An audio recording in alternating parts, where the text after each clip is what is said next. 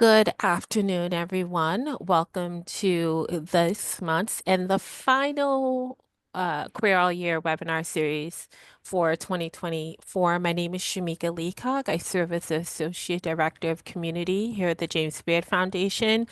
I always love to intro this particular series because we really delve into really important conversations that are supportive of the culinary hospitality industry. I want to thank those of you who are joining us, our panelists, our moderator, and as always, the Queer Food Foundation. I'm going to turn it over first to Vanessa Parrish, who serves as the co-founder and executive director of the Queer Food Foundation, as we get started. Thanks, Shamika. Hi, everyone. Thank you so much for joining us for our final installment of the year. This is always one of the highlights of our season to do. So this one is really, really special. It's non-alcoholic beverages. And so Sunny, my chair of the board, is going to be taking over. Please, if you do not know who Queer Food Foundation is, check us out on our website, queerfoodfoundation.org. Find us on all social media. We have a lot of really fun, exciting things, in-person events, virtual events, toolkits coming up that we can grow in community support. So I will leave it to Sunny. Have a great conversation. Awesome. Thank you so much, Vanessa. Yeah, and since 2020, the Queer Food Foundation has served as a resource nationwide, a community resource to promote and protect and fund LGBTQIA spaces and individuals in food and bev. And we were actually co-founded by former JBF intern, Gabrielle Lennart, 2021 James Beard Leadership Award recipient Mavis J. Sanders, Vanessa Parrish, and Yona Bellew.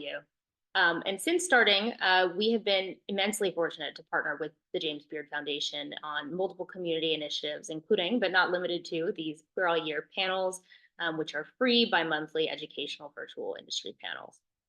Awesome. So today we are joined by some incredible trailblazers and entrepreneurs in the beverage space. We have Ezra Baker from Ghost Town Oats. We have Gefen Skolnick from Couplet Coffee, and we have Olivia and Sarah Sears from BuzzCutt. So in that order, would you please mind introducing yourselves? Tell us first a little bit about yourselves, your background, and then segue into your experience as a business owner. Well, I'm Ezra Baker. I'm a co-founder at Ghost Town Oats. I'm from a small itty-bitty town of Morven, Georgia, and this like all the way at the Florida line. I moved to New York City about 18 years ago, and I started working in coffee. Kind of moved my way up into coffee or through coffee through various, well-known coffee companies, and eventually meeting Michelle Johnson, my co-founder and our CEO of Ghost Town Oats. And we became besties, and then we kind of started working together and realized that oh, we work very well together. We need to keep this going.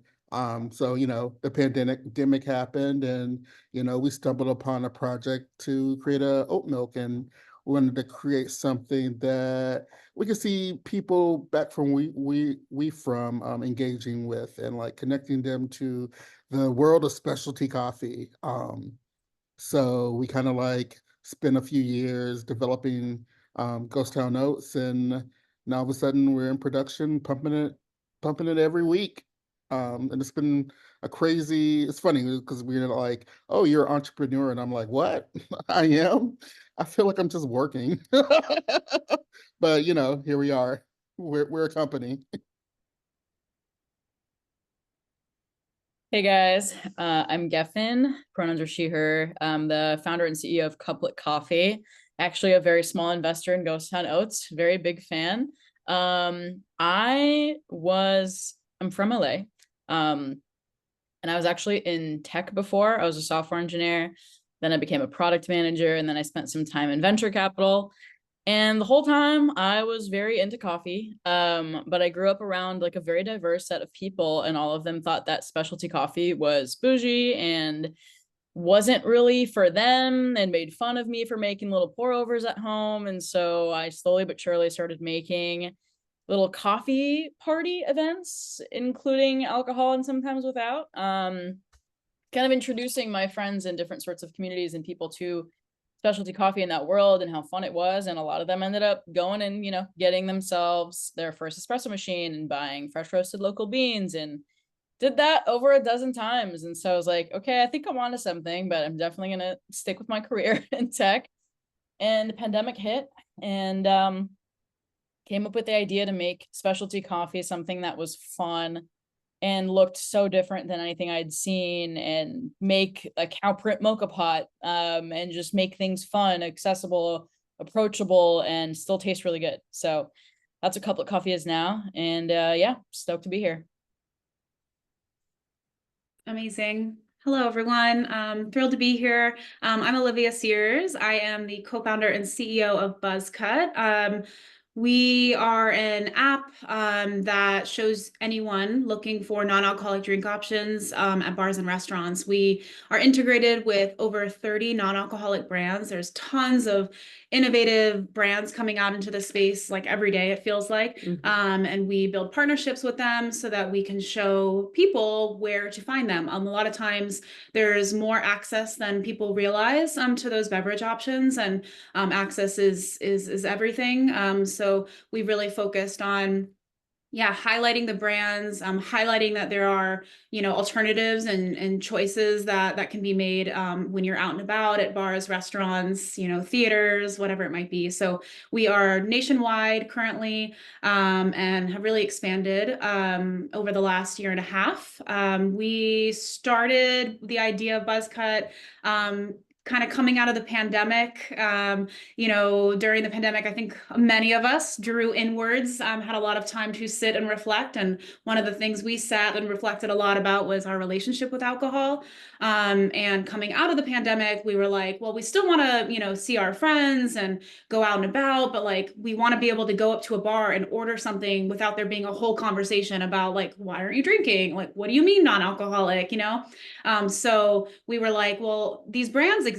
Where are they served? We would look at, you know, Athletic Brewing, for example, as a national app or national brand, where looking at their store finder, what bar nearby could we go with our friends and we can all drink something that we can authentically enjoy.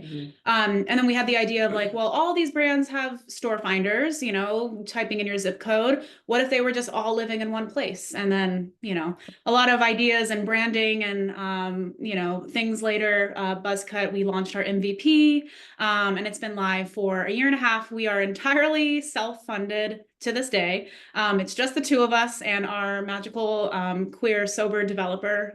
Love her. And yeah, that's what we've been doing over the last year and a half. And I have a background in advertising marketing, and Sarah will tell more about her skill set, but it was really like a unique combination of our skills that allowed us, we feel, to be able to bring this to life. And we're so grateful to have it, you know, being accessed by lots of people today. Awesome. Yeah. And super well said. Yeah. So I'm the other co-founder of BuzzCutt, and I am the CMO. My background is all within creative advertising and brand development. Currently an executive creative director at, and sorry, there's like a nice little perfect glare in my eye. So you'll see me shifting back and forth. But currently an executive creative director at an agency here in Portland. But yeah, all of my experience lies within advertising and creative development, which again, to Liv's point, is what really created this beautiful partnership in terms of being able to bring this app to life with the balance between kind of that account management background and creative development ideation background. Yeah. Awesome. Thank you so much. So I did a little bit of background reading, just a little bit of internet stalking. And as I was learning more about each of your organizations, something that stood out to me a lot was the way that each of your work promotes a more inclusive beverage culture. So I'd love to hear a little bit about what inclusivity means to you in your respective space, and how you've intentionally developed your business model to include consumers who may have been underrepresented. Whoever wants to start can start. Yeah, we can start out. I feel like, yeah, like I mentioned a little bit, like coming out of the pandemic, we recognized that there were a lot of folks that, didn't want to miss out on social opportunities. And I think especially like in the LGBTQIA queer community, right? Like historically, bars and restaurants, or bars especially, have been like safe havens for folks, right? Like finding community, being around people that, share the same values and backgrounds and experiences as you.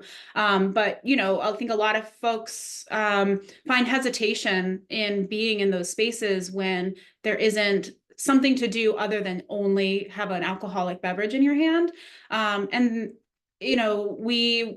from the beginning, we were really focused on the queer community, just being part of the community, but also recognizing that disproportionately, the queer community is at much higher risk of developing alcohol use disorder. There's a massive clear correlation between, mental health and alcohol use disorder. So it's been a really core part of our mission is to especially serve the queer community and those spaces. So even when we built the app, we had a category marker of like LGBTQ where people could filter to find, if they're in a place where there's like an LGBTQ forward or safe or only bar, do they carry options that I can show up and know that I would feel included as part of that space. Do you have anything to add to that? Yeah, and just to add on to that, in addition to obviously what we wanted to assure the inclusivity within the app and within the brand itself,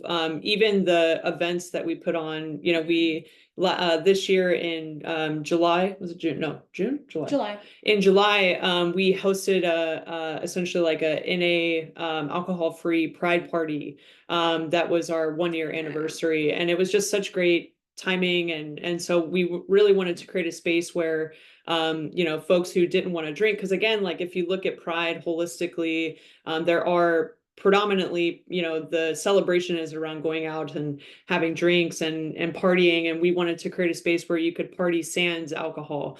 And we had a 500 plus people in attendee, and it was just like the most beautiful thing. Like I definitely cried a couple times just because you see these people from the community in this safe space partying and having fun, but feeling very, like comfortable in their own skin, both in terms of being alcohol free and being, part of the queer community. So it was a really cool part of our brand that is really important to us because we are, from the community for the community, like at the end of the day. And I'm 4 years alcohol free. And so again, the first time I went to, the first party we threw, which was our launch party, it was the first time I had felt like I was at a party since I had quit drinking, which was just like, I was like, holy crap. Like it was such a cool experience just for myself. So it was really cool to see that growth in the year from the launch party to the actual, the 1-year anniversary party, and seeing those just more people showing up and having fun and being true to themselves. Yeah, the first year we had 300 people at the party, and then this past year, like Sarah said, we had over 500. We think closer to 550. So it was cool, incredible. We like to say that we want people to be walking by our parties and be like, wow, they're fucking raging over there, but having it be like everyone's sober. That's the vibe that we want, and it does feel that way. Yeah. That's awesome. Well, congratulations both personally and professionally. And I would do that next year. Cool. Ezra, Gefen? Yeah, I could chime in. I actually also hosted a non-alcoholic party series for Couplet, and it was one of the largest sort of like it was a poetry night art show. And then typically we would bring on like a non-alc vendor. We had 3 Spirit a couple times. And sometimes we just had my friends' RTD canned brands that were just seltzers, sodas, hydration beverages for free. And so people would pay a ticket price and get snacks, drinks, an art show, and they could get coffee and like all these things sort of included in it. And it ended up being one of those things where it started off with like 100 people. Then we were consistently getting over 350 people at a time. We did it quarterly, and it was a huge, huge activation for us. And I really think that really made our mark in terms of community and showing people who we are without having a physical space yet, or, without being on too many shelves yet as well. So it was kind of like a really perfect opportunity to, show what we mean by inclusivity and show who we are as a brand physically. And inclusivity is absolutely at the core of what we do. It's literally why I started this brand. I just wanted more people to have that aha moment of having a great cup of coffee, even if they hadn't necessarily been targeted as the demographic that should be drinking it. I think everybody should have that experience of having something that was really thoughtfully crafted, carefully sourced, and just tastes amazing and just changes your perception of what it is outside of just a functional drink. So yeah, and because of that, yeah, a lot of the people in the non-alc space, and I don't really drink either, and probably haven't had a drink in a year or two, and it's not really my jam. And I've just been able to really see like what is out there. There's a lot of alternative ways to just go out, have fun, have a good time, and meet with friends. And I think spaces like that are really important. So I love to hear it. But and yes, we do need to collab. Absolutely. So I'm stoked to hear more. Cool. For us, me and Michelle both started in the specialty coffee world, both as many things, baristas to a core, but I think between me and Michelle, we've done probably everything there is to do, maybe besides roasting coffee. So we came from a space of being in an industry that we, with the help of, with many people, have kind of like hammered out a space to become a little more inclusive as a whole, as far as like the workforce goes. So I kind of like the thing that gets us up every morning is to be a bridge to specialty coffee through oat milk, which oat milk makes, what it does is it's making coffee more palatable, it's making it easier to drink and then more accessible to many people. But we especially wanted to make that more accessible to Black people because they're often overlooked in specialty coffee. Like I've been on other panels and have like heard actual professionals say that they don't see if an expensive coffee shop can't exist for a Black community because they won't pay the money, but that's not true. You have many Black people that will pay 150 plus for Jordans, and it's not a big of an ask to get them to buy a $6, $7, $8 cup of coffee. So we really wanted to make a product that really they could see themselves as a part of the, part of the party or a part of the made for them. And Black people being the big mover of culture is going to bring, that means it's going to bring other people to the party too. It's going to be even more inclusive because, we kind of like, we move culture, period. Twitter is Black Twitter is Twitter. And when that's gone, Twitter will be no more. So we put all our like brain power into branding something that and creating a product that is something that anybody would like. Anybody can like, your average Joe would be like, oh, this tastes good. We don't want something that would be like, oh, it's you have to learn to like it or whatever. We just wanted something that's going to be like tasty. And we're working on like expanding that idea to other food products, but like oat milks, since it's the bridge to what me and Michelle love the most, that's what we started with. That's awesome. That's really cool. Thank you so much.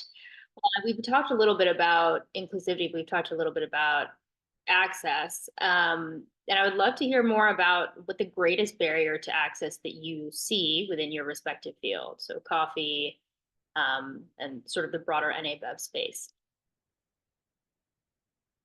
to consumer access, that is. I can do that one.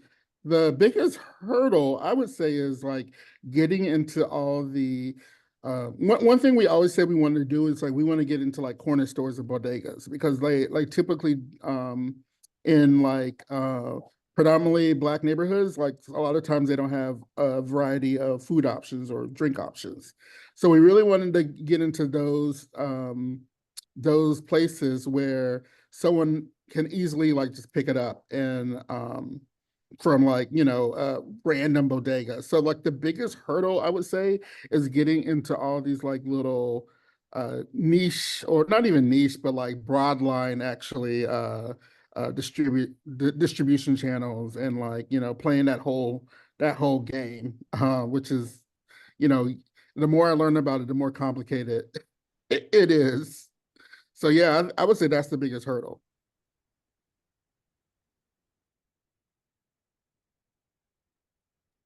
And then I would say in that same vein, you know, we want to have, my vision is that Couplet, you know, we're in Erewhon and Mother's Market and Harmon's and a lot of these natural channels, but the vision is way bigger than that. And it includes like coffee shops, it includes cans, and we're opening our first coffee shop here in Echo Park in a month. But so that's the start. But the other thing to like be more widely accessible for people to experience Couplet and great coffee is getting a can in literally like every 7-Eleven, convenience store, everywhere. And that is a feat for sure. That is super capital intensive. It takes a lot of interesting on-shelf politics, retail as a whole. It's a whole world that I've been diving into since we've kicked off our journey. And in including, you know, we're actually getting reached out to now by like much bigger chains, right? Like the Targets of the world, the grocery chains are like 500 plus, you know, in the middle of America, Northeast, all these different places. And you start realizing that a lot of to get your brand in the hands of a lot of different types of people, it's not only super, super capital intensive and very hard to do, but yeah, they also have expectations of price points that are really tough in order to like, you know, build an equitable, you know, carefully sourced product. You know, it's kind of really hard to make that work in terms of the margins for their ask versus like my integrity and the coffee's integrity and things like that. So it's a lot of things at play. And I think that's something why we're, you know, going slowly but surely, still like scaling pretty fast, but like not in a crazy way, in a really intentional way. And I think it's definitely a hurdle. And obviously, as someone who was in venture capital and who has invested here and there and who raises money, like very clear discrepancy by minorities, queer people, people of color, like anyone who's a minority is getting way less money. Funding is just so insanely tough, including for everybody these days, and quite a lot harder for anyone who's a minority. So that's something to keep in mind as you want to build something that is very capital intensive. You want to get it in more hands, it costs a lot of money to do it. So it's been an interesting challenge, but yeah, I have hope for sure. Yeah, while we don't work directly with like distribution and in that world as much, we've gotten to know it pretty well just because we're kind of at the liberty of distributors reporting to brands on where they're carried and what the latest stock is and all of that. So it's such a complex and also archaic like system of distribution and the beverage kind of space. Like a lot of the technology there is pretty old from you know the research that I've gathered, and you know it for the folks that are on either end of it and kind of in the middle, it's hard. It does create an unanticipated barrier that we didn't really consider. You know, it's kind of like a headwind that we faced was, you know, if we're integrated with a brand and they are using a distributor, but they're also using something like Air Goods, like a third party, they're ordering things from Air Goods, that won't be reflected in the distribution, which then won't be reflected in our app. So it's like lots of different pieces. But that's a tangent. On the topic of inclusivity and access, you know, and barriers, we, you know, in addition to being really like focused or forward on inclusivity in regards to the LGBTQIA community, we're also always thinking about, you know, I think when you're in a big city, you're like, why would you need an app like this? Like you can walk into a lot of places in LA or New York and you can find like some sort of drink option that's inclusive, you know, whether it be like a specialty brand or like somebody's making mocktails, things like that. But Sarah's from Ohio, you know, we're always thinking about smaller towns, like people that maybe are thinking about just starting to think about their relationship with alcohol. They don't need to like think about sobriety, but maybe they're like, I could switch to something else on my third beverage, and that could change the trajectory of their night, right? And so we're always thinking about like, how do we make sure that it's not just the people in the cities, it's the people in small towns, because our app is national. So if a brand is distributing to, you know, Northeast Ohio, like our app in theory should show you where these things can be found, and that people might not know that that it's there. So we always have small towns in mind, and a barrier has been like awareness about, you know, that these drink options exist. I mean, we talk to folks who are like, yeah, I didn't even know that there was non-alcoholic beer.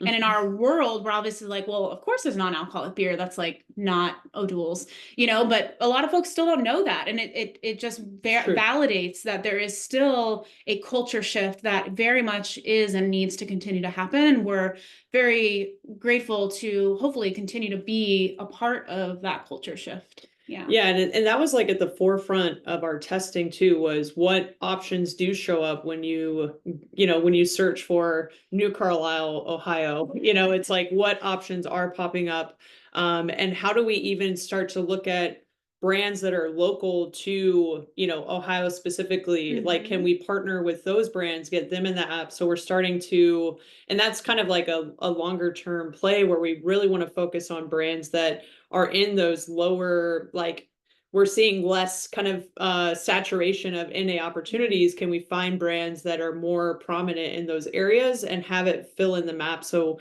when someone joins from Ohio or someone joins from Michigan or Idaho, like how are they able to make sure that we're populating the map and making it as saturated as possible? So anyone, anywhere, regardless of the scale of the city, can find a good opportunity or an option that is non-alcoholic.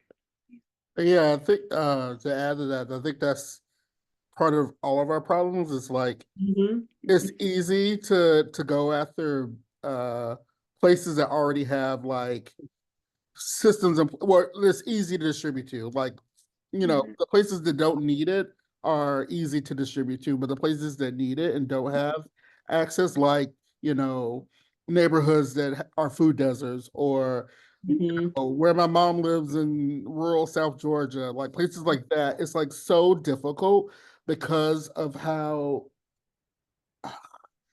messed up the food chain is in the United States, and how, you know, there's like 2 or 3 players who are everywhere in the grocery store and like own all of those spaces where food can go, you know, giving, you know, regular people like barely any choice of variety. They only eat the same like 4 brands of food. So yeah, it's all messed up.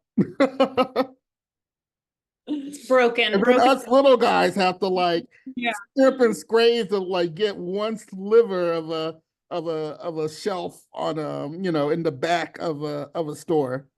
Exactly. Yeah. Pay a lot of money for that too, by the way. Yeah, that's awesome. And Sarah, I'm also from Northeast Ohio. So, fun fact. Oh, you're on mute. Oh, sorry. Where about? Medina. Oh, right on. Yeah, and she went to college in Ohio. Yeah, so. I went to Kent State in Ohio, so. Yeah. Awesome. Yeah, right around the corner. And for a while, Kent was basically one of the only areas in Northeast Ohio that you could actually get bubble tea. Oh, wow. That's so interesting. Fun fact. Yeah. You drive 45 minutes, an hour each way to go. Yeah. Yeah. Innovation of access, right? Yeah, yes, totally. Exactly. Cool. Cool. Well, on a sort of slightly more positive note, right? The old adage is that a rising tide lifts all boats. So from a community standpoint, like what has been something that's been special from a community experience or collaboration perspective for each of you? Yeah, I can jump in here. I think I started to kind of talk about it when we were talking about the Summerfest party that we threw this most recent year. I think like in tandem with that, also the messages that we get like in our social media, like DMs, is very special. Like, or like reviews we get on the app, just the fact that people are like, wow, I've been thinking about something like this for a long time, and to know this finally exists is a really big deal.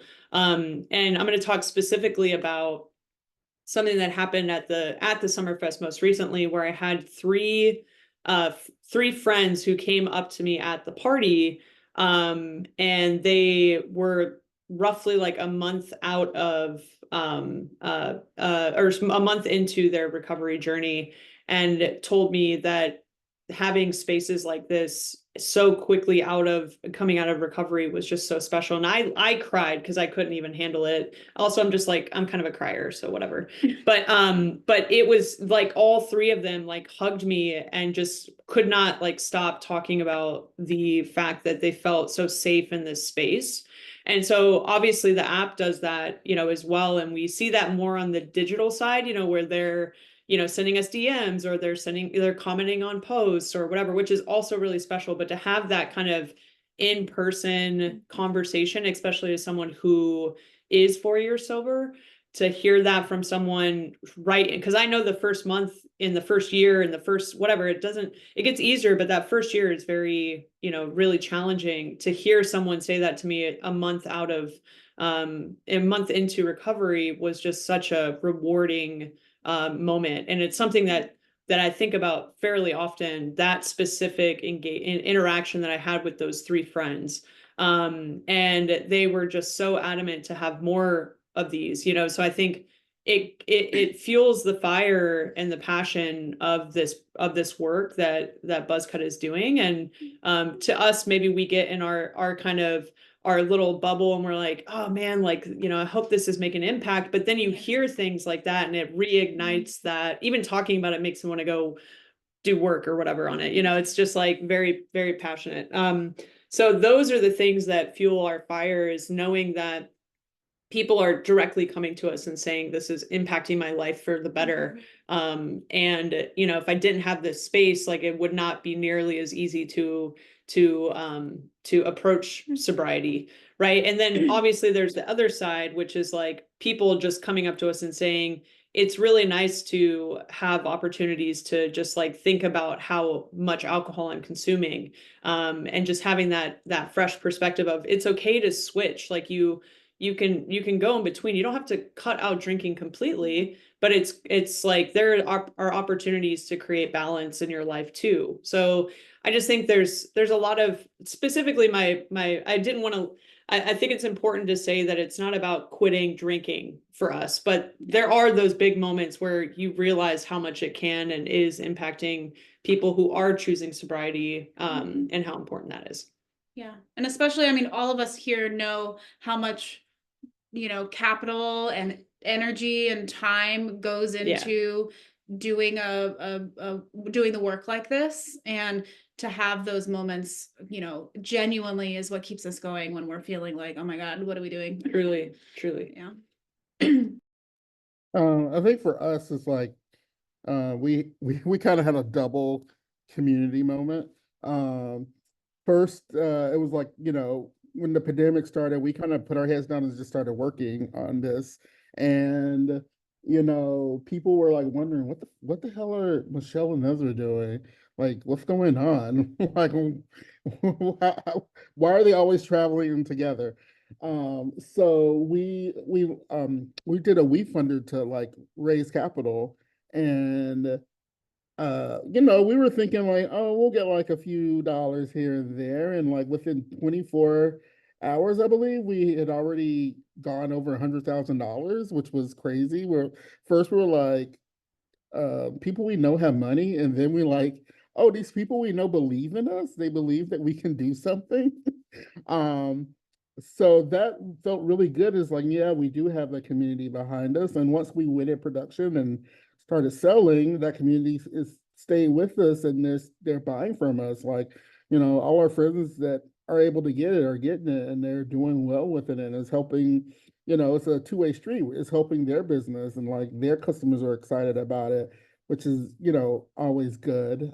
The other side is like, you know, culturally, like, you know, we are like probably the first Black-owned plant-based milk company, I guess. And like, you know, people are really stoked about it. We like work with Prosperity Market in LA, and they sell a ton of it for us. And we also have done a few black market fleas, and you know, everyone that comes by is really excited and really always asks where to get it. We need a buzz cut for oat milk. We could go on that. But yeah, it's been like, you know, very crazy. We're like, oh, like, you know, everyone's like rooting for us. And when we were just like thought we were just sneaking around and doing something in the background. Yeah, as someone who purchases Ghost Town Oats and has also been to many, many Ghost Town Oats events. And when we have events, we have Ghost Town Oats. It's been people get really excited seeing that packaging. And also when they know that it's Black owned, that people's like eyes light up, you know, they're like, oh my God, that exists. That's so crazy. And it's amazing tasting too. Like it's just actually really, really good. And it plays perfectly with Couplet coffee. So it's perfect. But anywho, I think that it's been really interesting to kind of see. Thanks for the plug. I will plug Ghost Town Oats every day for the rest of my life. Yeah, I think what's been really interesting for me, it's two-sided. One is I also kind of just generally have like a small little following of people on Twitter who are in like the business VC entrepreneurship space that I've been sort of building that up for a while. And I've actually had people like reach out to me and be like, you're like one of the first visibly queer, you know, entrepreneurs rubbing shoulders with people who I like aspire to be like. That's like so cool that you could just be completely yourself and be out and present the way that you do. And people have actually emailed and DM'd me and said that they, you know, have come out because of me, which is crazy to think about. That's like pretty insane. I think representation is really important. So that's one thing that was like, I need to keep doing this even on the hard days. This is kind of crazy. There's like impacts here that I'm not even going to know of because not everyone's going to reach out, you know? Yeah. And then the other side was those events that we did with Couplet. Yeah, I would say that was my biggest inspiration to open a physical space. So I was like, I can experience that every day and see the connections that people make. And it was always a really diverse, like really big crowd. And we're going to bring it back now with that space, but always really diverse and always people would come alone and make friends. And then I ended up meeting a couple people who would come up to me at the different types of events that we would do in different neighborhoods and things when we kind of switched it up. And they were like, yeah, I met like my best friends here. Like I just moved to LA. Like, I'm so happy that this exists. Thank you so much. It was a lot of that same thing that y'all were talking about. But yeah, ever since then, I was like, yeah, no, physical, there's something extra magical about the intentionality of like what we're building and how we're sort of putting out into the world and seeing that it's attracting the exact type of people that I want around, you know, and they are connecting with each other as well. Really inspiring. And that's why many more couplets to come and a lot of ghost town everywhere. And yeah, I'm excited to kind of see the world have more representation.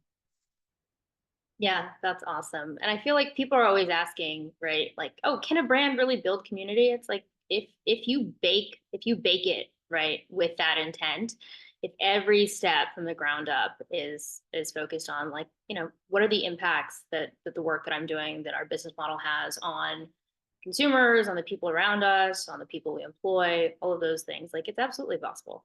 I have something to add also. Yeah, yes. Another thing, and this is something that we definitely got from Gefen, was like being able to be freewheeling with everything you learn to other people that are trying to do something similar. Well, I mean, just doing what we're doing, being entrepreneurs, it does influence other people to become entrepreneurs. And you know, it's crazy that like we can like, you know, we've gone through these experiences that we're able to like, you know, help someone not make the dumb mistakes that we made in the, in the past like 3 years, or, help them out or connect them with people who could pull them up also. So like, I think that's the most important thing, is like being very generous with everything and can pass down to people who are coming up, especially people who, are from the same experiences as you are, because they typically are the ones that aren't getting the kind of help that other people are. So true. That actually reminded me, Ezra, of how through BuzzCutt, I applied to this tech accelerator that was focused on underrepresented founders and entrepreneurs, and like to be in a tech space for like learning how to pitch and learning how to find out how to build your cap table and like all of these things, to be in a room of folks that, were queer, were Black, were Indigenous. We had like a lot of women, female entrepreneurs. We had a few trans folks, like just to be around not just a bunch of like cis white men, and to be able to share our learnings and our journey and all of that was just so powerful to be able to transfer the knowledge and connect with each other in such a way, and to just uplift each other, like to continue to keep this going, like for the next generation of founders to hopefully get even more capital and even more success than we have right now at this stage in our businesses, So that's really special. Cool. That's awesome. And I think I've heard each of you touch on it a little bit throughout the course of our conversation today, but queerness, right, is the reason why we're all here today. But also from an identity standpoint, something that has, kind of these big downstream impacts on how we move around the world and how we go about our lives, and hopefully, right, your business journey and your business goals. So would love to hear a little bit about that as well.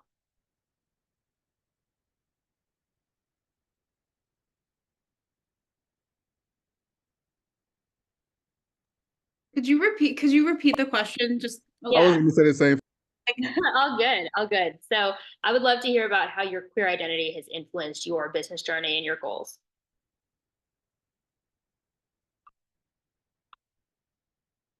I'll start because a lot of people say that Couplet is the gay coffee brand. I would say that, I think I originally really sort of started the journey with thinking that the queer community would really like the packaging that is Couplet, and it is inherently pretty queer.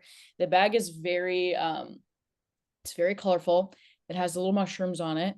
It has little fun characters, and it's holographic. And I think it's a very queer coded bag.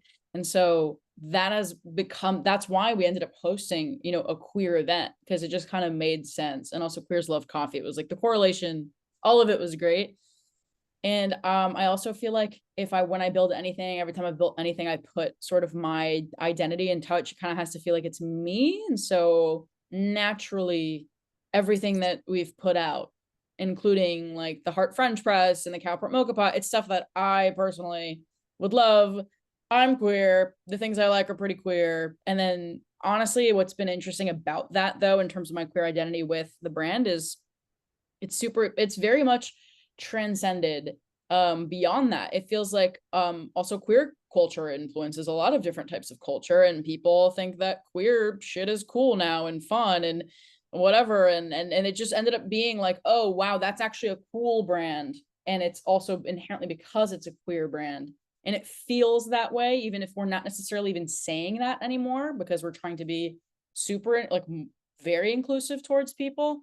It's like, yes, it's a queer brand, but that's because the owner is very queer and the people who love it are very queer and the things are very queer, but that's also transcended beyond it. And I think that says a lot about, queer identity and culture, is that, it's really become something that transcends across a lot of different lines, there's a lot of intersectionality with it, which has been sort of a journey for me as well, like sort of figuring out like, where's our focus? How are we messaging this? Like, how are we, the original, text was that I always said in the pitches and the first initial website and everything was fun and approachable for all.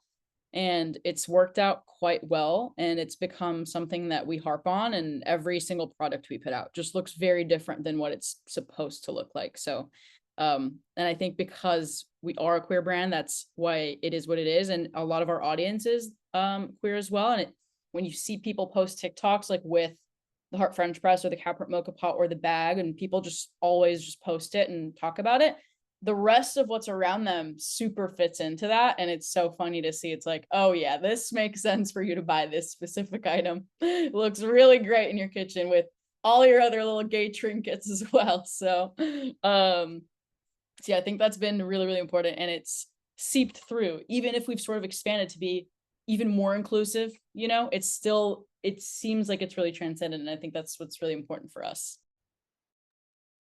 Yeah, I agree with everything Gefen said. I would just add that, like, for us, it's just like we are people, me and Michelle especially, are people that are like, you know, we can't escape being not being judged, but being seen, you know? So it's like, and I think we're both people who are pretty comfortable being ourselves in public. So like, there was no way that we could say anything without it being a little gay. So it was unavoidable. That's the answer. Yeah, I was kind of going to say something, yeah, totally similar in the sense that the brand is a expression of our experiences as being queer, right? Like my experience with my relationship with alcohol, like, does come from a place of like my queerness, you know, like the sense I'm a part of those data points. That's like someone who experienced alcoholism in regards to like my sexuality, you know, so there's like a overlap there. And I think that inherently lended itself to like the growth and the evolution and the birth of BuzzCutt, you know, so there's kind of that interesting point where inherently our brand is like a part of our experiences, you know. In addition to that, like the brand itself, like on a brighter note, the brand itself, it's just the truth. The brand itself, you know, we really wanted it to be incredibly vibrant and playful, because at the end of the day, choosing something so powerful for yourself should be super fun, you know. And so the brightness of the brand, the pinks, the yellows, the bolt, like the lightning bolt, is meant to kind of, it's this kind of like reinvigoration of like this beautiful choice you're making for yourself. And so the brand too, that vibrancy, which is funny because on my end, my favorite color is black, but the expression of this brand needed to be for everyone choosing this really beautiful, powerful thing. And we also wanted it to be like an expression of high energy and excitement, and making choosing an alcohol-free option fun and playful and vibrant, you know, was a big part of the brand too. So that first part is just inherently the truth. And I do think there is like a very important thing to say there of like our experiences is like essentially what created the idea for the brand, you know. Yeah, and I kind of was thinking about what Gefen said earlier about like seeing your brand come to life through your events. Like our brand, like when we first did our first alcohol-free pride party, not this past year, but the year before, it was such a like validation of the energy that our brand has conveyed, and it naturally ended up being, I mean, a lot of queer people at this pride party naturally, but you know, like just to see how everybody showed up and the way that they were you know, comfortable in their skin, and just dancing and being vibrant alongside our, like, you know, our posters that were like highlighting our brand and around the space. It was like, it went so well together, like it just made sense. So it was cool to have that full circle moment of, you know, Sarah designing this, you know, she designed the whole brand, all of it, all of our social stuff, all of our merch and everything, right? And like to see that, you know, personified, I guess, like in real life was really cool. Yeah. That's awesome. Cool. Well, I want to hop into our sort of last question set before we leave a little bit of time for Q&A. And these are just for fun, a lightning round. Favorite beverage, cold or hot? Ice water. Super Coffee. cold ice water. Oh, That's one of wow. my Ice favorite. water. I mean, low key, I agree, but it needs to be really, really cold. I really love like a good glass of like a NA sparkling rosé. It's just like my Joyous. go-to. Joyous Yeah. is a really solid woman-owned brand from Seattle, and it's just like I love to sip on it. It's just something I always have around. Yeah. I've been making us pretty solid zero proof cocktails. Yeah. So a little bit of Dose gin, which is a Oregon based spirit here, mixed with like a CBD and then some lime, just like kind of a really fun zero proof kind of play on a gin and tonic. Really good. She makes that a lot. Often. Yeah. My favorite non-alcoholic drink right now, though, has always been a 3-Spirit nightcap on the rocks. Highly recommend. Very good. And I like a lot of those little canned ones, but that one comes in a glass, and I poured him a nice little, mug or glass with some ice, and then it's like botanical and a little spicy, and it's perfect. Highly recommend. Yeah, we My met. favorite beverage is not water, though. I do like a short like iced latte, but like with oat milk, and then you just do like 1 drop of heavy cream. It's good. I'm a flex. I'm like I don't give up uh lactose. I love the cow still, but every now and then I love a splash of half and half in my oat milk and coffee. Solid choices. Gefen, have you tried Pathfinder? Just on I your haven't. spicy Oh, note? so good. So good. I I'll don't send it. even like spice that much. I just like their specific level of spice, but I will try that. That sounds good. And Yeah. we'll try the 3-Spirit one. So we got Rex recommendations. Absolutely. Cool. And then the last one I'll leave you with is best thing you've eaten recently.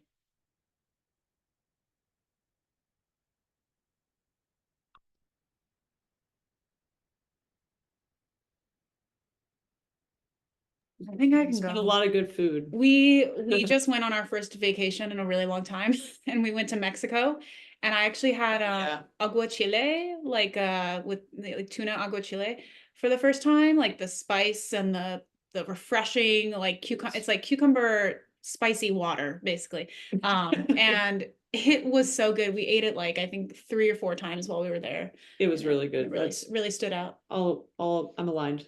Great. For me, Kellogg Diner reopened as like a fancy restaurant diner. And they have a fried chicken biscuit that is super good. That I would like to try.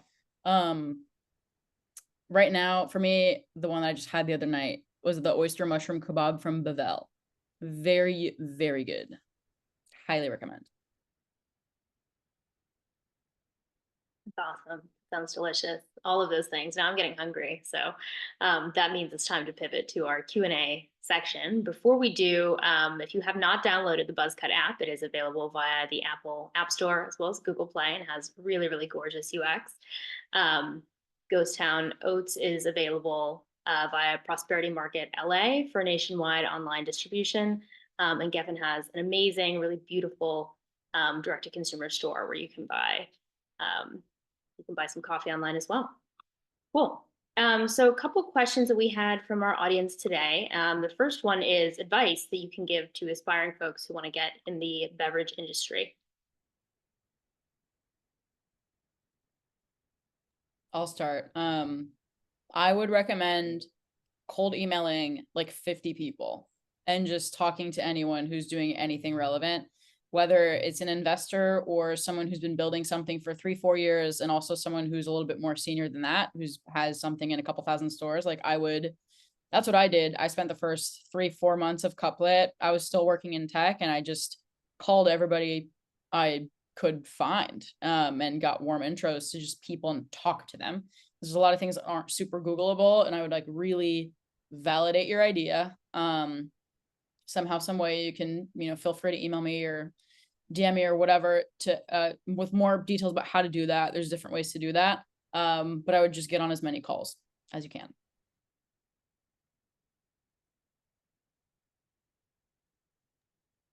Don't be afraid to reach out to your community, because you might secretly know a millionaire and not know it, or you might secretly know someone who knows everything about what you're about to do and not know it. I'd say, I mean, we're not specifically in beverage per se, but I mean, just from an entrepreneurial standpoint, similar to what Ezra said, like, don't be afraid to ask for help. Yeah. We had a really hard time with that, honestly, when we started, and we kind of burnt ourselves out and realized, like, oh, we can, we have a lot of people who genuinely want to help, like, offer services or ideas or feedback or test the MVP version of the app, and we just we hit a breaking point, and we were like, okay, we need to unclench a little bit. Like, people, when they say they want to help, they're not just saying that. And I think that was like, I wish that we had accepted that or agreed to do that sooner. Yeah. Very famous rich people actually love being helpful. So they love to feel helpful. Even if they're not always, they will. Mark Cuban responds to his emails pretty quickly. So I would definitely not be afraid of whomever it is you want to reach out to.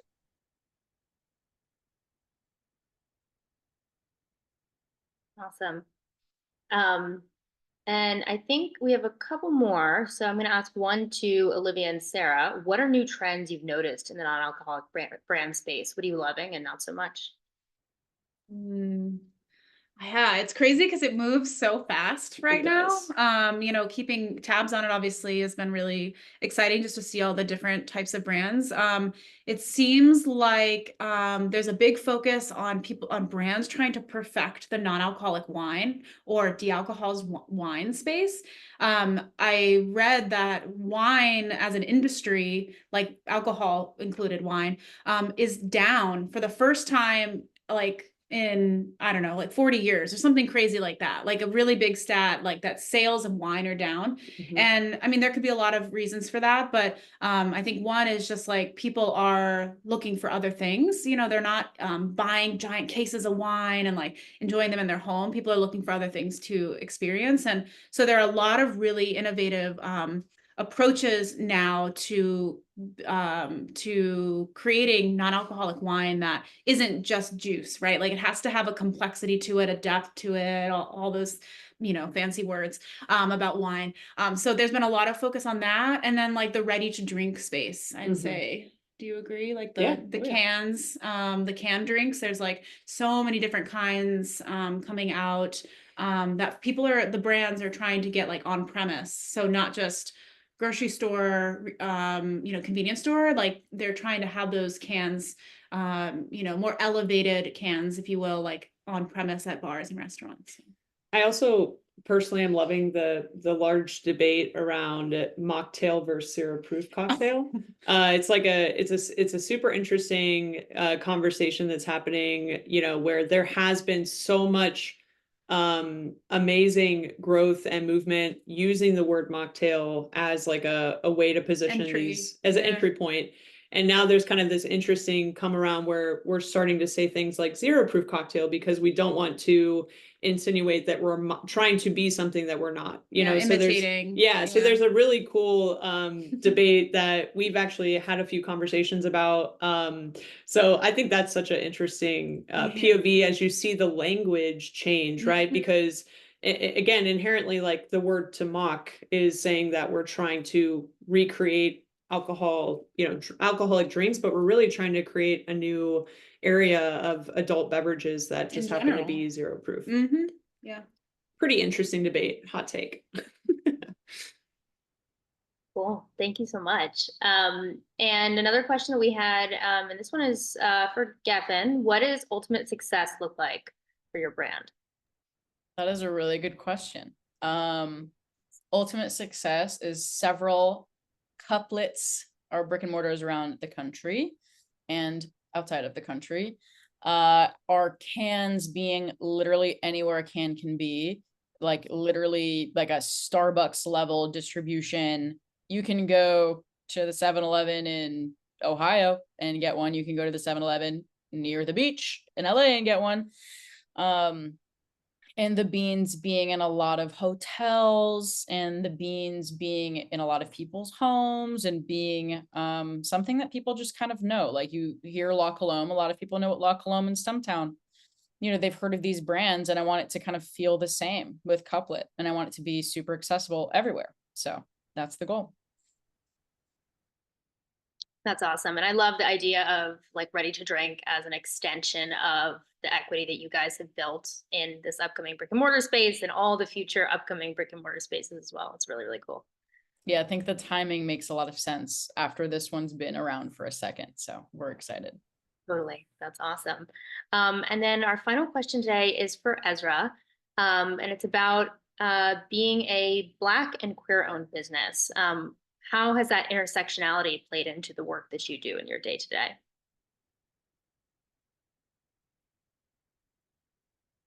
Oh, sorry, I was looking for the unmute button. You know, it's something that I don't think about. I just know that I am both of those things. So like, just, I mean, we do know that it has definitely been harder for us to fundraise outside of, you know, asking our community. We have to fight for those, you know, few dollars and few funds that are directly geared towards us. It's also been hard just like getting out of our brains that like, you know, we can't do this because, you know, no one else, we haven't seen anyone else look like us do it. We don't have any like kind of like template. So sometimes we have, you know, you have to like give yourself, or me and Michelle have to give each other pep talks and like be like, you know, you can do this. This is easy. The one thing we always like to say is like, what are they going to do? Beat your ass? No, they're not going to do anything. We can do this. So it's like, you know, I think that's getting over your own mental hurdle of like, you know, having these marks against you has been something that influences how we move day to day, I think. And it's not a bad thing. I feel like it makes you more scrappy and economical with like your moves. Totally. Awesome. Thank you so much. And that is just about all we have time for today. So I am going to hand it back over to our executive director, Vanessa Parrish, and to Shamika from JBF as well. But before I do, thank you so, so much for the conversation, for being in community with us today, to all our attendees, and of course, to our wonderful panelists. It's been a privilege getting to learn more about your respective brands and organizations, seriously. And thank you so much. Yes, thank you guys so much for doing this. This is so fun. I learned so much. Big fans of everybody, so this was like a kismet moment for me. A few house notes for QFF. Our QFF gift guide is out. It does feature these non-alcoholic brands that you see today. So I'm really excited just to support small businesses and queer small business as we can. We have a lot more coming up in 2024, including our equity and hospitality series that we're going to be partnering with JBF to do again. So please check out those toolkits. We are working and doing some safety event space toolkits as well with chat organization. A lot more to come. It is giving season, so donations are always appreciated so we can continue doing educational resources and panels and our efforts in the queer food community. And of course, please follow all these amazing people, follow QFF. Let's keep the conversation going and the support elevated as much as we can. Hi, everyone. I also want to just take the time to thank you for joining today's panel, and thank you for the panelists and Sunny for moderating. As very much I expected, this is a great conversation. I will be following you all and wishing you so much success and look forward to seeing what the next year in 2025 brings you, both personally and professionally, for your brand. So wishing you all the best of luck. I also just want to mention, if you're interested in learning more about the James Beard Foundation, please visit our website at jamesbeard.org. We also have several events that we host throughout the year at our Space at Platform by jbf.org. Our organization annually, in addition to this Career Year series, works on lots of different programs and events. So please visit us on social media if you'd like to follow us and find out more information. This recording will also be available on our virtual education library, which is housed on both our website, but also on the JBF YouTube page. I want to thank you again for joining us and spending the last hour with us. Everyone, have a wonderful rest of your day. Bye-bye. Thank you. Everyone. Thank you. Thank Bye. you.